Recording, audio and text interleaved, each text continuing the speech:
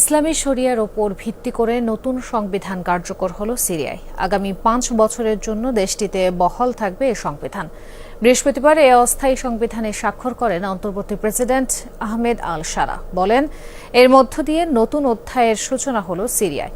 দাবি, এই সংবিধানের মাধ্যমে নিপীড়নের পরিবর্তে ন্যায় বিচার প্রতিষ্ঠিত হবে। অস্থায়ী সংবিধান অনুযায়ী ইসলামী শরিয়ার ওপর ভিত্তি করে চলবে সিরিয়ার আইন। দেশের রাষ্ট্রপ্রধান হবেন একজন মুসলিম।